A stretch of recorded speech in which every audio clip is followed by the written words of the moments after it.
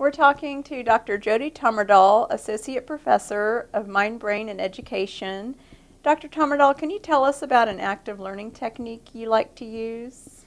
Sure, I'd be happy to. There's one that I use almost every year, and I've used it through several different countries because I've been teaching language acquisition in lots of different places. And right now I'm using it in a class called Introduction to the Neuroscience of Language. And part of the class involves learning about how the brain processes language, both when you're learning your first language and additional languages.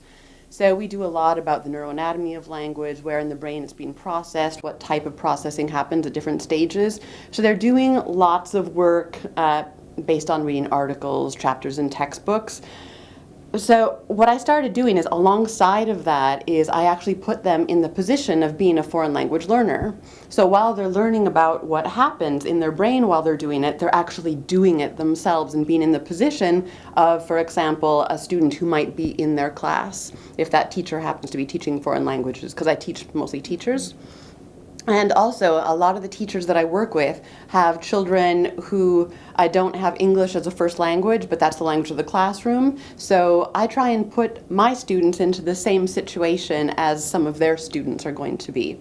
So because I happen to speak Norwegian, and not very many of my students over the past several years, whether I've been teaching in England, France, or in the US here, have spoken Norwegian, so it really hasn't been an issue that any of the students know it, so I can call this the unknown language. And what I do on the first day of the class is, they don't really know it's coming.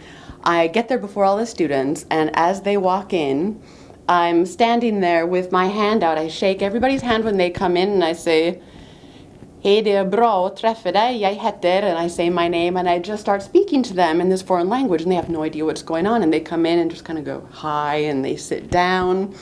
And for the first just 5 or 10 minutes of class, I go around and I just say hello in Norwegian to everybody, tell them what my name is, I ask them what their names are.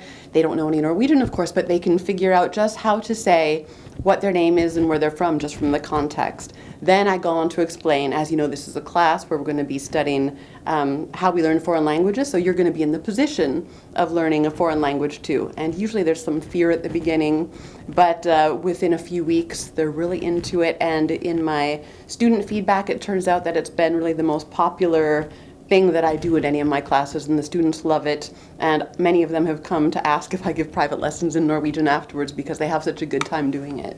So it's really engaging. Very much so, very much so. And it's a nice match because usually I teach my class in like 3-hour chunks in the evening after they have been teaching all day. So doing the same thing for 3 hours, just sitting there and talking about the papers that they've written and going through exercises, it can get very dull and very tiring to do after a full work day. So with this, they come in, and at the beginning of class, for about 30 minutes, we just do Norwegian, and for the first, I'd say 5 or 6 weeks, absolutely every part of that section of the class is in Norwegian. We don't speak any English at all because there's no need to. And I try and explain to them that I want to get them into the situation where they are learning a language as much as possible like someone who would be immersed in a foreign culture, where they don't have someone speaking their own language to turn to and to help them. But of course, after we get to a certain point in the class, about 5 or 6 weeks in, I want to start teaching them about things like the past tense, which I could explain without Norwegian just through actions, but I also want them to use both that, this side of learning like they're in an immersion situation, but then also to be able to use all that they've learned about linguistics and language to actually be able to use that knowledge, so I can just explain to them in English, okay, we're going to go from spiser, eat, to spiste, ate. So then we can start talking about all of these verbs that we've learned in the past tense, and they learn about the form. So I teach that part in English, and then we just hop back and forth. It's kind of an anchoring activity. Absolutely, and it also shows that you can teach a foreign language just by using that language, or you can go back and forth. It just depends really what suits the needs of your class. So we're not purists.